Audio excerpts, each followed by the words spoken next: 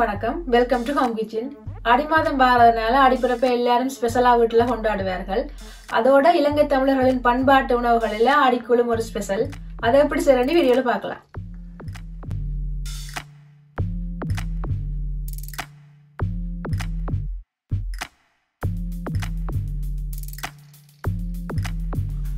ஒரு கப் சிகப்பு பச்சரிசி எடுத்து அதை 2 மணி நேரம் தண்ணியில் ஊற வச்சதுக்கு பிறகு அதை மிக்சியில் அரைச்சி மாவாக்கி வச்சுருக்கிறேன்.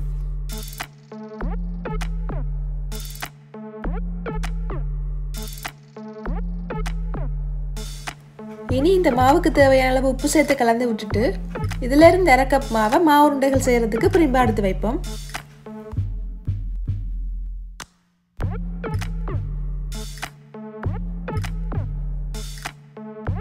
அடுத்ததா புரிம்பா எடுத்து வச்ச மாவுக்கு கட்டியா பிழிஞ்சு எடுத்த தேங்காய் பாலை கொஞ்சம் கொஞ்சமாக தெளிச்சு விட்டு அதை ஒரு இடியப்ப பதத்துக்கு குழைச்செடுப்போம். அதுக்கு பிறகு சின்ன சின்ன உருண்டைகளாக செய்து வைப்போம். இதை நான் தேங்காய் பாலில் குழைக்கிறதுக்கான காரணம் உருண்டைகளை பிடிக்கும் போது கையில் ஒட்டாமலும் இருக்கும், அதோட டேஸ்டாகவும் இருக்கும்.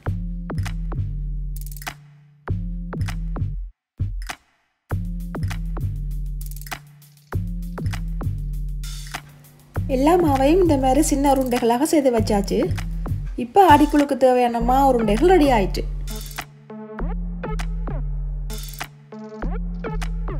அடுத்ததா மிச்சமாக இருக்கிற அரிசி மாவோட 1/2 கப் உளுத்த மாவையும் சேர்த்து கலந்து விட்டுட்டு புழிஞ்சு எடுத்த தேங்காய் பாலையும் கொஞ்சம் கொஞ்சமாக சேர்த்து கட்டி இல்லாமல் கரைச்செடுப்போம்.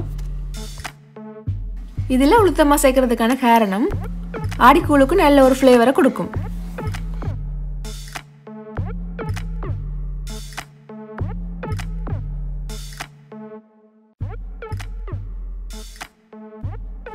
இதுக்கு அடுத்ததா ஒரு பாத்திரம் எடுத்து அதில் ஆடிக்கூழுக்கு தேவையான அளவு தண்ணியை சேர்த்து தண்ணி நல்லா கொதிச்சதும் 1/2 கப் பருத்தெடுத்த பயரையும் இதோடு சேர்த்து இதுக்கு தேவையான அளவு உப்பையும் சேர்த்து மூடி ஆவிய விடுவோம்.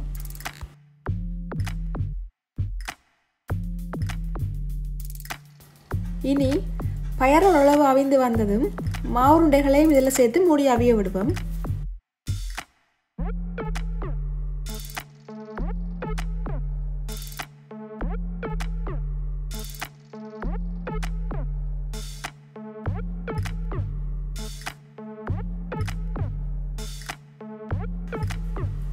மாவுருண்டைகள் நல்லா அவிஞ்சதுக்கு பிறகு 200 கிராம் பனங்கட்டியையும் சேர்த்து அதோட சின்னனா வட்டி வச்ச தேங்காய் சொட்டுகளையும் சேர்த்துட்டு அவிய விடுவோம். நான் இதில் இந்த வித மண்ணோ தூசுகளோ இல்லாத தரமான பனங்கட்டியை தான் சேர்த்துருக்கிறேன். சில பனங்கட்டியில் மண் அல்லது தூசுகள் இருக்கும், இங்கே அதை கரைச்சி வடித்து எடுத்தும் சேர்த்துக்கொள்ளலாம்.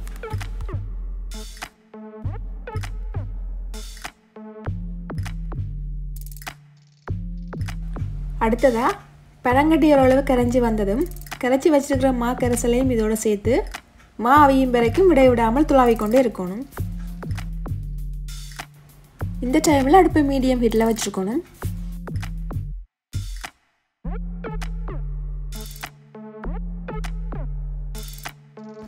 சில வேளையில் கூழ் உங்களுக்கு கட்டியாக வந்துச்சுண்டா தேங்காய் பாலையோ அல்லது தண்ணியோ சேர்த்து உங்களுக்கு விருப்பமான பதத்தில் எடுத்துக்கொள்ளலாம். கடைசியாக மானல் அவிஞ்சு வந்ததும் 1 டீஸ்பூன் சின்ன சீரகத்தையும் 1/2 டீஸ்பூன் மிளகையும் வறுத்து பவுடராக்கி வச்சுருக்கிறேன். அதையும் இதில் சேர்த்து கலந்து விட்டுட்டு அடுப்பை ஆஃப் பண்ணி விடுவோம்.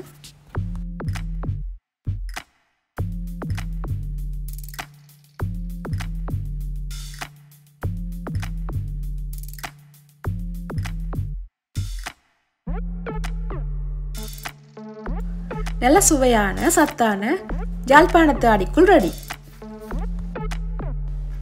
ஜாழ்ப்பாணத்து தமிழர்களின் பண்பாட்டு உணவுகளில் ஒன்று ஆடிக்கூழ். இதே மாதிரி இந்த ஆடிப்பிறப்புக்கு நீங்களும் ட்ரை பண்ணி பாருங்க. இந்த வீடியோ உங்களுக்கு பிடிச்சிருந்தா மறக்காம லைக் பண்ணி ஷேர் பண்ணுங்க.